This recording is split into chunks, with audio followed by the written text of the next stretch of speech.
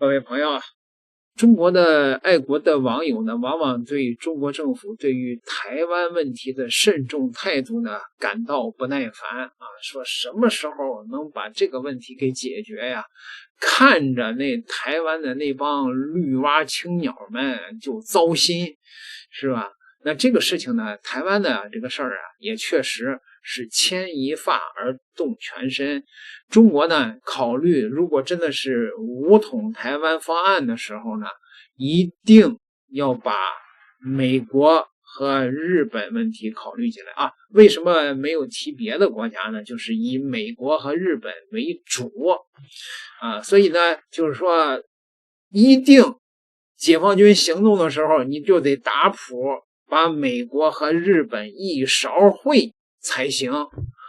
当然了，有人说了，那解决台湾问题之前，中国应该做很多很多的准备啊。其实中国现在已经在做各方面的准备了，但是呢，有一点我一直是建议要做的，就是要改变中国的核武器的使用原则啊。首先呢，就是说不要用这玩意儿束缚住自己的手脚，要足以对美国和日本他们的本土产生威慑才行。一直建议就是说，对于这种敌国，像日本的这种敌国把这个条款给它例外出去。对于美国，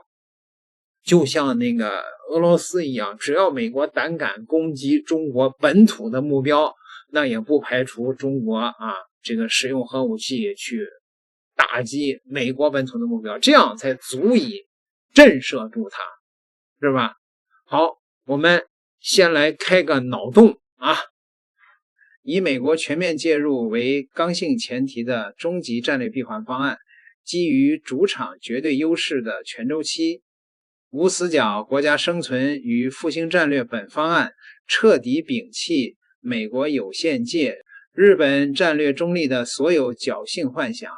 以美国全维度无保留全面介入台海冲突为唯一刚性预设前提，以中华人民共和国主权、安全、发展利益为最高唯一准则，以家门口打仗的天然主场优势为核心破局根基，以冷酷现实主义逻辑、极端底线思维为核心方法，全面融合多位专家的实战化补充意见，形成从战前威慑、战中决胜、战后锁局到内部兜底的全链条，无死角战略闭环，无任何模糊空间，无折中余地，无幻想缓冲，一不可动摇的核心原则与前提锚定，一核心战略原则无任何例外。一、中国国家主权、安全、发展利益为最高唯一标尺，不接受任何外部价值约束、规则绑架与舆论裹挟，彻底摒弃西方中心主义的叙事枷锁。二、承认国际体系的无政府本质、权利及正义，国际法与国际规则仅为服务国家利益的工具，而非约束战略行动的枷锁。三、以史为鉴，1840年以来，对列强的任何妥协、绥靖、善意释放，从未换来安全与尊重。只有绝对实力才能决定战略地位。四、极端底线思维，预设最坏场景，补齐最大短板，锁定终极收益。所有推演以美国必然全力介日遏制中国，日本必然全面介入对华博弈为基础，摒弃任何侥幸心理。五、主场优势最大化，将地理禀赋决定的先天不可逆优势贯穿战略全周期，转化为对美作战的绝对碾压性能力。二、美国全面介入的刚性边界，无任何模糊空间。美国全面介入绝非单纯军援情报支持，而是中美两个核大国的直接全面对抗，覆盖五大核心维度，所有推演均以此为不可动摇的基础。对抗维度美国全面介入的具体形态，军事维度驻日韩关岛、澳大利亚军事基地全面投入作战，航母战斗群战略轰炸机、核潜艇主力进入西太平洋战区，启用菲律宾等前沿军事支点。美军一线作战部队直接与我军交火，启动美日安保条约，将台海冲突定义为对日本本土的攻击和威慑维度，战术核武器前置部署至西太平洋，战略核潜艇巡航升级，对中国本土形成核压迫与核讹诈，以1000吨级战术核武器对我军舰队、登岛部队实施有限核打击，试图打破常规战与核战的二元框架经济金融维度，将中国踢出 SWIFT 系统，实施全面极限制裁，冻结及扣押中国海外资产，对华芯片、石油、核心矿产实施全面断供。联合盟友构建对华全链条封锁体系，外交舆论维度推动北约亚太化，拼凑五眼联盟加日韩澳新对华包围网，在全球舆论场将中国维护主权的行动污名化，施压全球南方国家选边站，构建对华孤立体系多线牵制维度，同时在南海、中印边境、朝鲜半岛挑起危机，策动对华颜色革命与内部渗透，分散我军兵力与战略注意力，迫使我陷入多线作战困。境三博弈底层逻辑，主场优势是不可逆的，终极胜负守中美。这场终极对抗的核心本质是中国在本土周边的近海防御战，对阵美国跨太平洋的劳师远征。这一地理禀赋的先天差距是美国用多少航母、多少盟友都无法弥补的，也是本方案所有战略设计的根本出发点。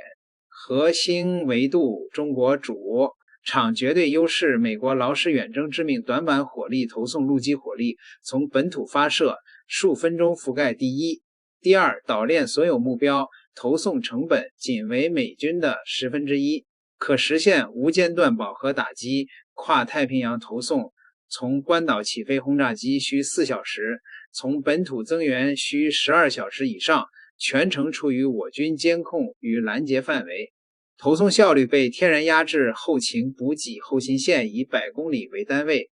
本土民用港口、机场、公路、铁路可全面战时征用，军工全产业链就在本土，战时产能可无限拉满，后勤线跨越上万公里太平洋，仅能依靠关岛、迪戈加西亚等少数孤立支点，一旦被摧毁，即陷入后勤瘫痪。航母战斗群自持力极限仅15天，持续作战能力天然不足，战场感知对台海、东海、西太平洋、近海水文、地理环境了如指掌，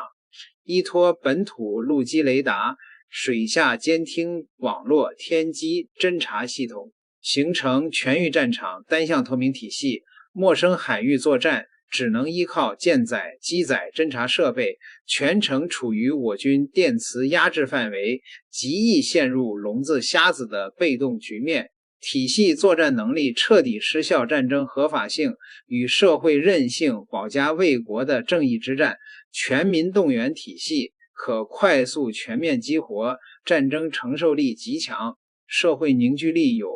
天然根基，万里之外干涉他国内正的非正义侵略战争，国内民众对无直接利益关联的战争容忍度极低，伤亡与经济代价极易引爆国内反战浪潮，颠覆政府执政根基和威慑底线。核反击的核心目标是捍卫本土生存，决策意志不可动摇，全民对核反击的共识高度统一，终极决策阈值是本土绝对安全，绝不愿为台湾。日本承受本土核心城市被和平的代价，70余年从未与核大国直接开战，核冒险的决策意志天然薄弱，二战前终极准备。2030年窗口期硬指标落地，锁死美国全面介入的动机与能力。针对专家提出的2030年窗口期仅剩4年的执行紧迫性，本方案将战前准备划分为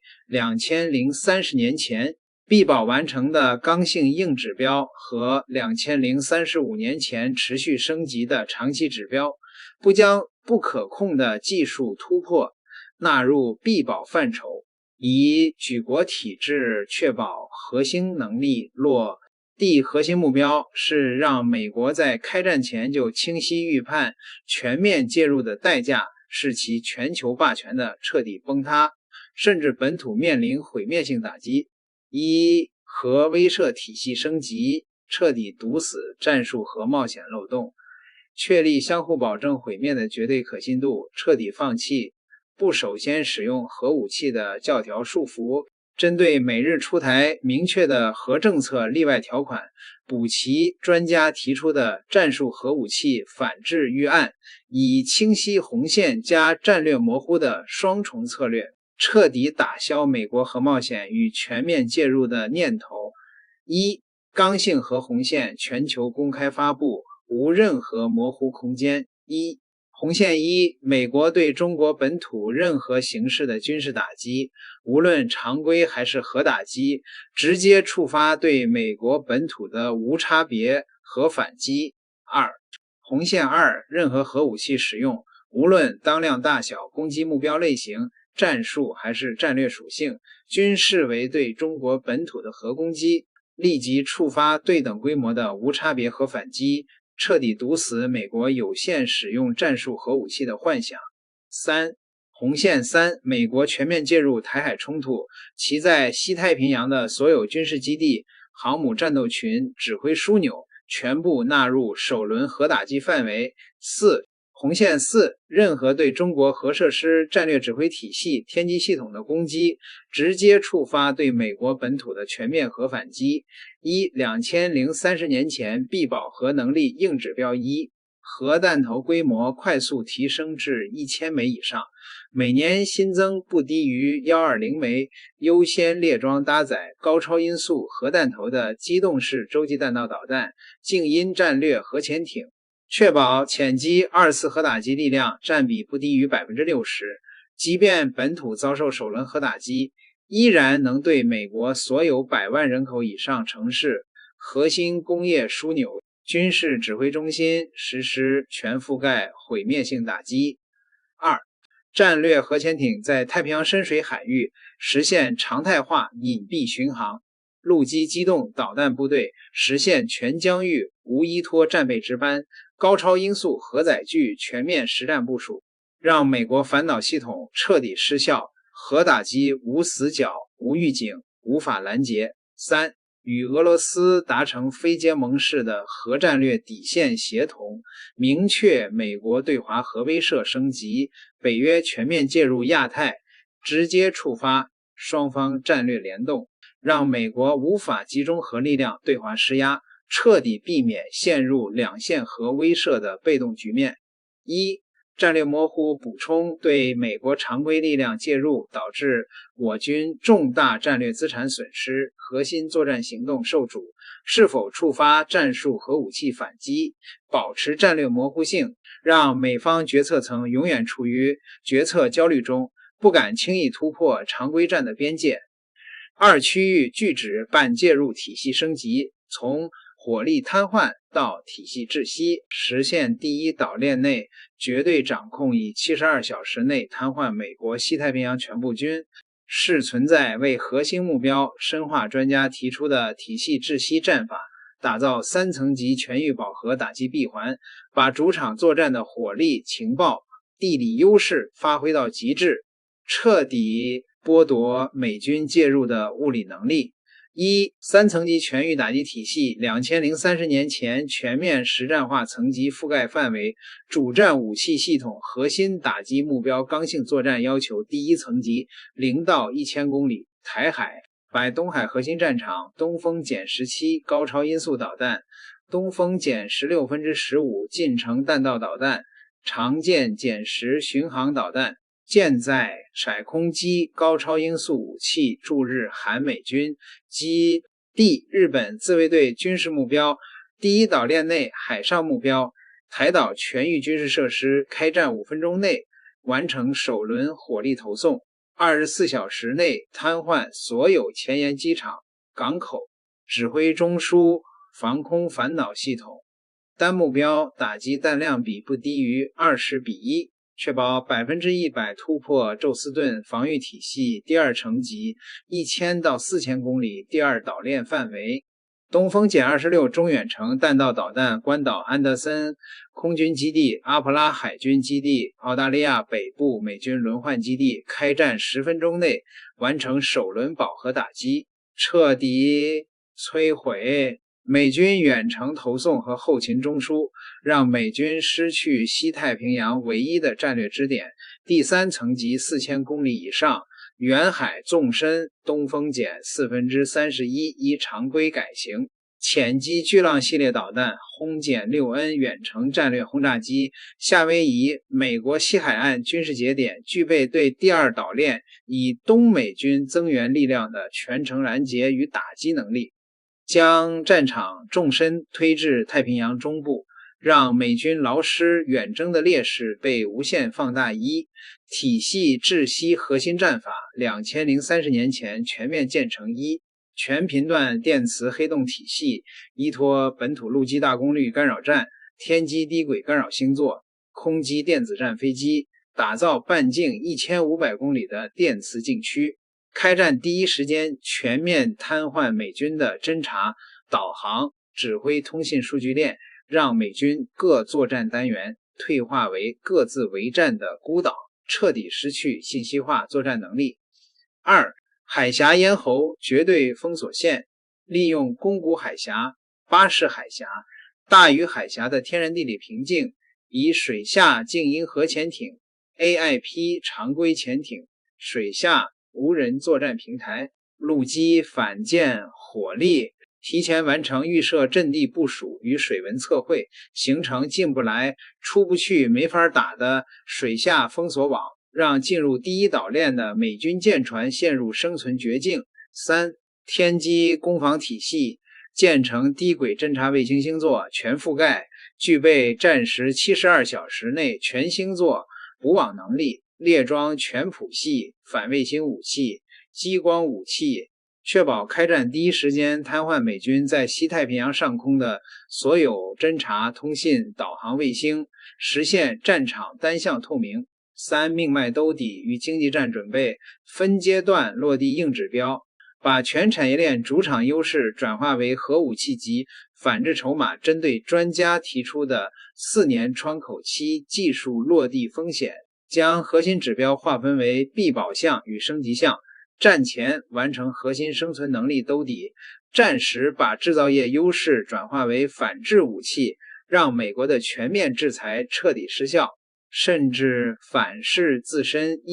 2030年前必保完成的生存兜底硬指标，核心领域刚性硬指标具体落地路径：能源安全战时能源自给率不低于70%，战略石油储备不低于24个月，完成中俄、中亚、中缅油气管道全面扩容，陆上油气进口占比提升至50%以上，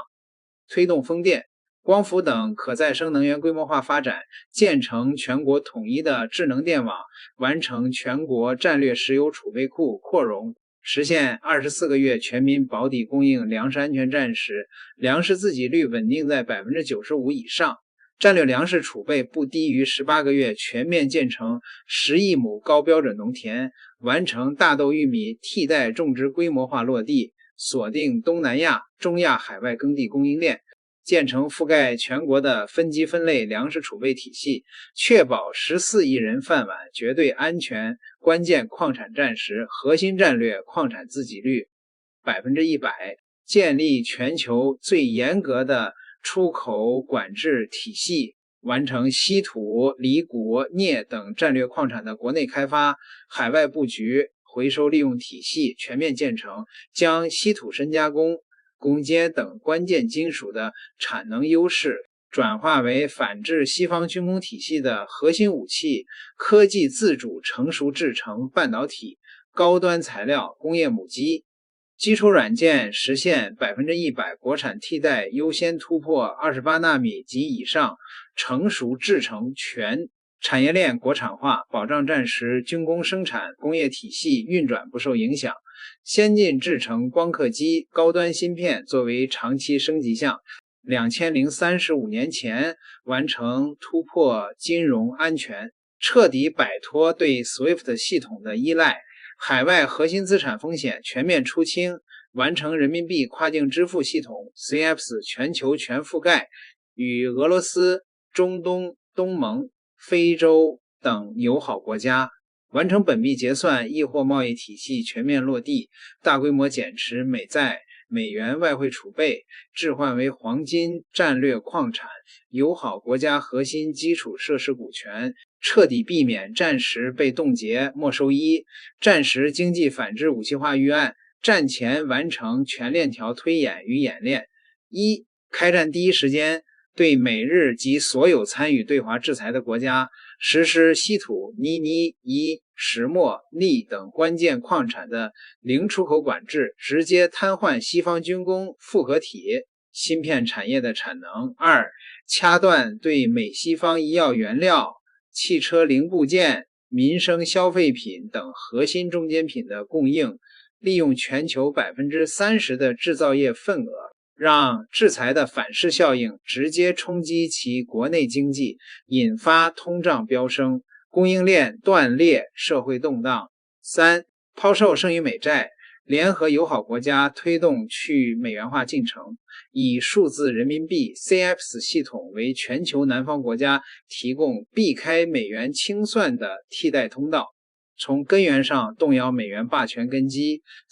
地缘全局布局，破解多线围堵、非对称破局，让美国后院起火。核心原则是战前压住所有次要矛盾，战时集中100%兵力于台海简东海主战场，绝对避免多线作战，同时以非对称手段反向牵制美国，分化瓦解其联盟体系。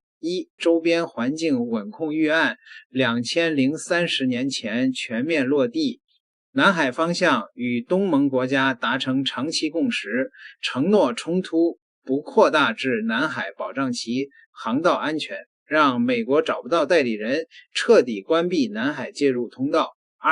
中印边境方向，战前与印度达成边界现状默契，以外交威慑、边境常态化管控为主，绝不主动开启第二战场，避免两面作战。朝鲜半岛方向与朝鲜、俄罗斯形成战略协同，战时牵制驻韩美军与韩国军队，让美日韩无法集中兵力介入台海。非对称破局抓手，战前完成全面部署。琉球独立运动实战化，将琉球独立运动提升至国家战略层面，全面启动法理、舆论、资金、情报全维度支持。开战初期对驻琉球美军基地实施毁灭性火力覆盖，彻底瘫痪其基地功能，同时向日本国内传递明确信号，充当美国对抗中国的不沉航母，结局必然是沉没。中俄战略协作实战化，在极端情况下，中俄在西太平洋和北大西洋同时进行大规模海空战略巡航，不要求俄罗斯直接参战，但通过战略背靠背，让美国海军不得不同时面临两洋的战略牵制，极大稀释其能投入台海的兵力上限。全球南方统一战线以一带一路合作体系为基础，向全球清晰传递中国行动的正义性，在联合国等国际组织构建对华友好的投票优势，战时为全球南方国家提供避开美元制裁的贸易通道，让美国的全球孤立图谋彻底破产。内部反渗透体系，战前完成全面清查，开战前完成对美日在华情报网络代理人、舆论渗透渠道的全维度清查，彻底清除内部隐患，建立战时全流程反渗透管控机制，杜绝战时内部瓦解、舆论失控的风险。战中决胜，首战及终战，弹性应对战争进程不确定性，针对专家提出的战争进程延长风险，摒弃单一的72小时、30天乐观时间表，制定核心目标刚性、进程弹性适配的分级作战预案，覆盖72小时、30天、60天、90天全周期，无论美军如何反击，战场出现何种变量，都能牢牢掌控战场主动权。一、核心作战原则无任何动摇，绝对摒弃先打台湾，再应对美日的线性被动思维，首战即把美国在西太平洋的全部军事存在、日本自卫队全部作战能力、台军军事目标同步纳入打击范围，无先后顺序，无缓冲空间，优先摧毁美军介入能力，再完成两岸统一核心目标。二、分阶段弹性作战预案，全场景覆盖。第一阶段，第一日减地正3日，全域饱和打击，夺取战场绝对主动权刚性核心目标，72小时内全面瘫痪美军西太平洋全部作战能力，切断其介入的物理链路，瘫痪台军、日本自卫队全部作战体系。一、第一日开战5分钟内，以陆基高超音速导弹为核心，实施无死角、无时间差的同步饱和打击，严格遵循先打美军，再打日台，先打体系，再打兵力的优先级、P0级目标全覆盖无遗漏。二、同步启动全频段电磁压制、反卫星打击、网络战攻击，彻底瘫痪美军 C4ISR 体系，实现战场单向透明。三、地正3日内，水下封锁体系全面启动，完成对宫古海峡、巴士海峡的全面封锁，切断美军增援通道，两栖登陆部队完成集结与火力准备，随时准备登陆台岛，极端情况应对。若遭遇美军强力反击、天气影响、电子对抗博弈导致首轮打击效果未达预期，立即启动第2轮、第3轮饱和打击，弹药储备按3轮全覆盖标准前置部署，确保72小时内必达核心目标。第二阶段，地正3日减地正30日，完成两岸统一，彻底锁死战场格局刚性核心目标，完成台岛全域管控与行政接管，彻底实现两岸统一。对日本列岛实施全面海空封锁，彻底阻断美军后续增援路径。一、两栖登陆部队在海空火力掩护下全面登陆台湾本岛，30日内完成台岛全域管控，社会秩序接管与政权交接，彻底实现两岸统一，让美国失去介入台海的核心借口与法理抓手。二、航母战斗群前出菲律宾海，建立1500公里范围的区域拒止纵深，对美军增援舰队实施全程拦截与打击。三、对日本列岛实施全面海空封锁，切断其海上生命线，摧毁其残余海空力量，让驻日美军彻底变成孤军。进程延长预案，若台岛抵抗超出预期，美军持续增援，将全域管控周期弹性延长至60日，同步启动后备兵力动员，弹药产能全速拉满，后勤补给线全面加固，绝不因时间表冒进导致作战行动失控。第三阶段，地正30日减地正90日，升级打击与战略威慑，彻底终结美军介入能力刚性核心目标，迫使美军放弃介入，接受既成事实，彻底终结其在西太平洋的军事存在。一、若美军持续从本土调集兵力增援，立即升级打击范围至夏威夷、阿拉斯加美军前沿基地，将战场纵深推至第2岛链以东，让美军兵力投送成本提升10倍以上，彻底失去持续作战能力。二、若美军对中国本土实施常规打击，立即启动对等反击，对美国西海岸军事基地、军工枢纽实施远程常规打击，同时将美军在西太平洋的所有军事目标纳入战术核打击范围，以核威慑制止冲突升级。三、若美国动用任何核武器，无论战术还是战略属性，立即触发无差别核反击预案，确保对美国本土的全面毁灭性打击，以相互保证毁灭的终极威慑，彻底制止核战争冒险。长期消耗预案若冲突陷入90天以上的长期对峙，立即启动全国战时动员体系，军工产能全面拉满，能源、粮食、战略物资实施战时配给，依托本土全产业链优势，打一场持久战、消耗战，让劳师远征的美军彻底陷入战争泥潭，最终因国内反战压力、经济崩溃被迫撤军。4. 战后治理全局设计，打赢之后的终局锁定，一战定千年针对专家提出的战后治理核心遗漏，单独设立全维度战后战略体系，彻底解决打赢之后怎么办的问题，确保战争成果永久固化，为中华民族伟大复兴扫清长期地缘障碍。1. 台湾社会整合体系，彻底根除分裂土壤，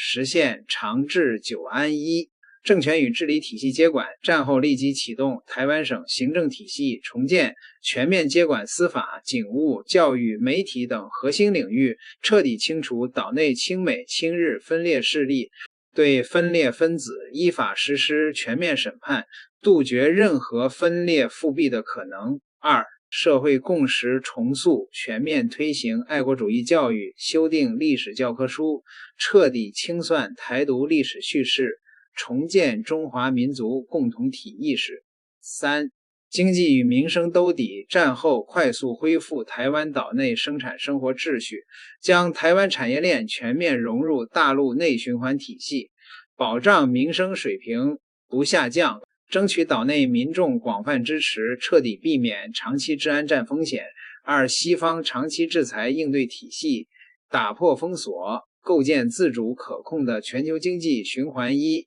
内循环体系全面加固，战后持续推进核心技术国产替代，巩固能源、粮食、关键矿产的自主兜底能力，确保西方长期封锁无法动摇中国经济根基。2. 全球南方经济共同体建设，以“一带一路”为核心，深化与俄罗斯、中东、东盟、非洲、拉美等国家的经贸合作，构建以人民币为核心的跨境贸易体系，彻底摆脱对西方主导的经济体系的依赖。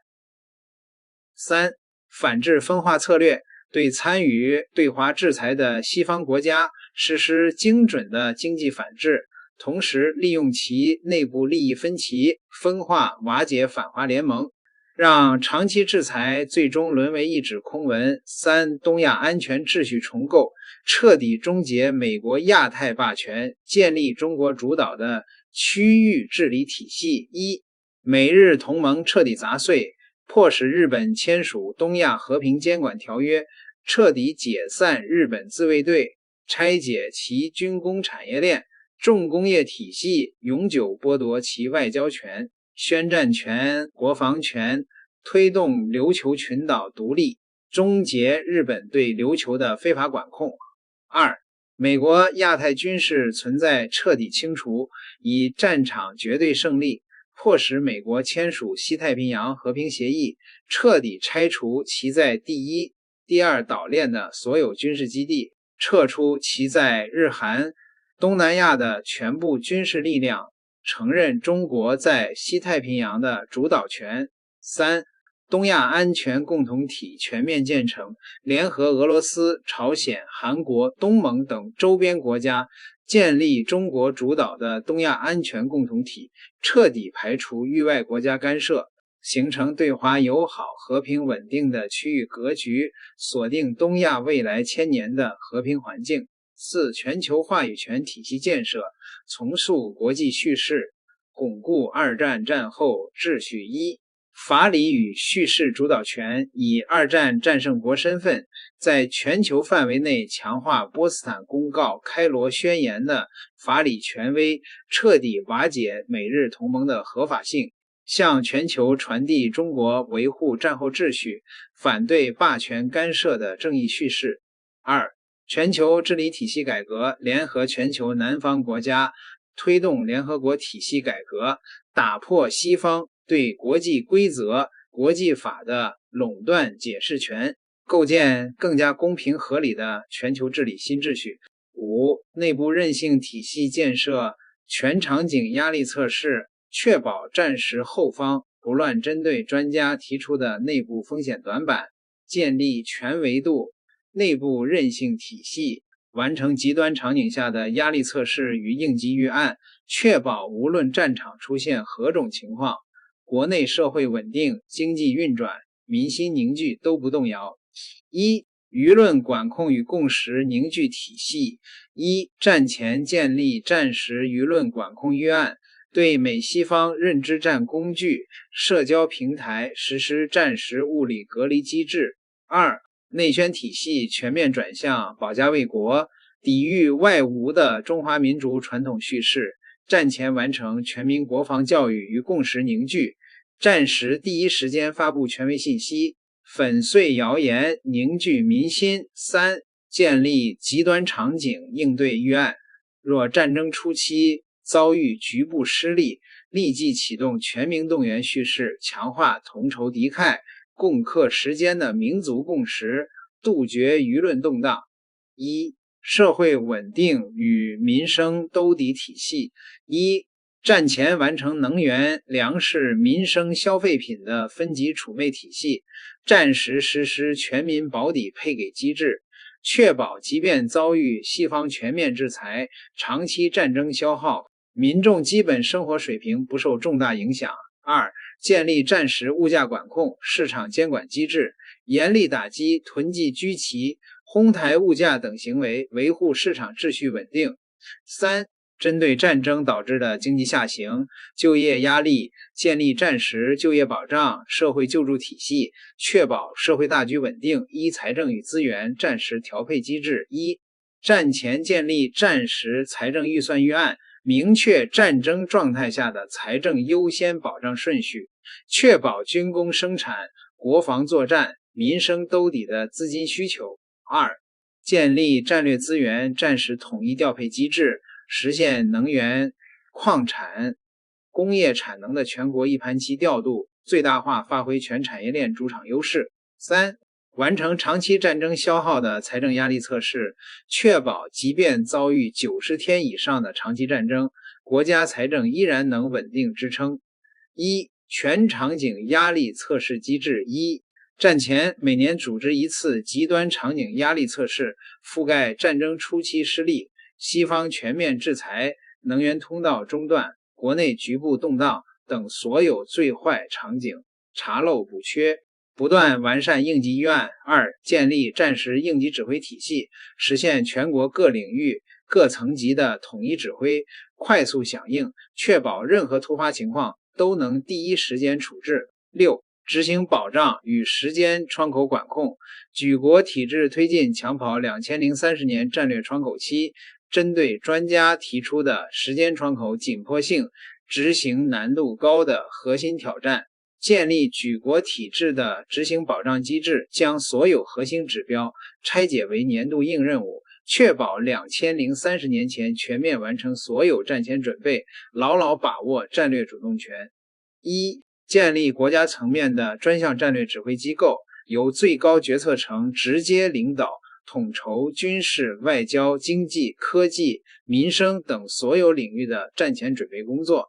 打破部门壁垒，实现全国一盘棋推进，确保各项任务落地见效。2、年度硬任务拆解与问责机制，将核武库扩容、能源粮食兜底、科技自主、区域聚酯体系建设等核心指标拆解为2026减2030年的年度硬任务，明确责任主体，完成实现，验收标准，建立严格的问责机制，确保各项任务不打折扣完成。3、举国体制推动核心技术攻关，针对半导体、高端材料、静音核潜艇、高超音速武器等核心领域，启动国家级重大专项，集中全国科研力量，产业链资源攻关优先保障战时刚需的成熟技术落地，同时持续突破前沿技术，不断巩固核心优势。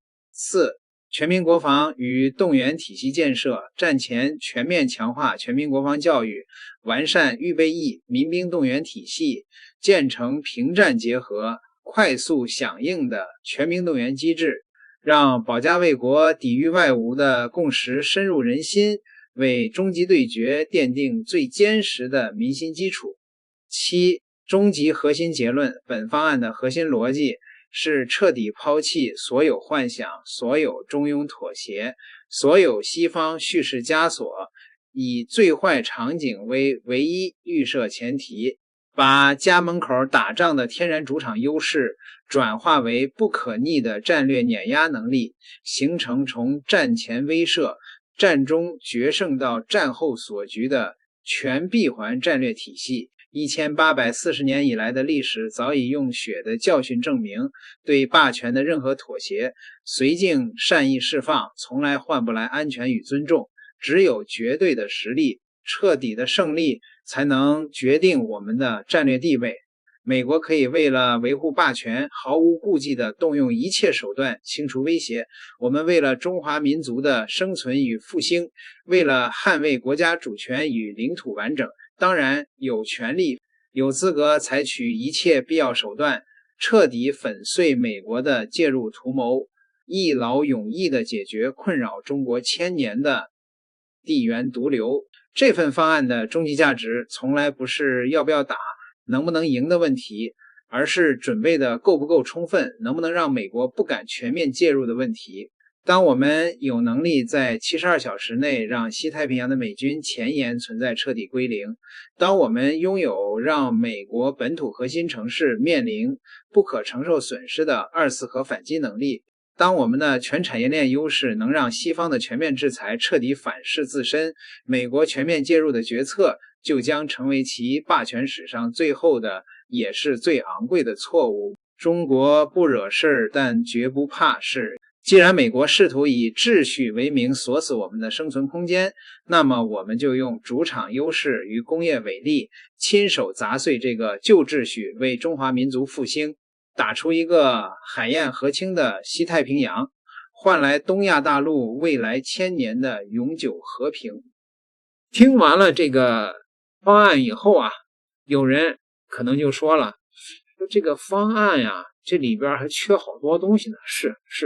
这个肯定不足以万全啊。这里边呢，就是主要是要提醒解放军一定要放弃幻想啊，就是应该讲，你不谋一时啊，难以谋一世嘛，你不谋一域，难以谋全域嘛，对不对？就这个意思。你要打着，你只要是武统台湾，美国和日本会全力介入的这种情景。那有人说，那又是17国联军来了呀，啊，你像那个什么澳大利亚之流啊，这个新西兰之流啊，那就是攒鸡毛凑胆子的啊。主要我们就讨论不了那么多，咱们就讨论啊，美国和日本如果全力介入，解放军该做什么准备？各位，你们觉得这个方案啊是还有点意思，是不是啊？点个订阅，咱们下期再聊。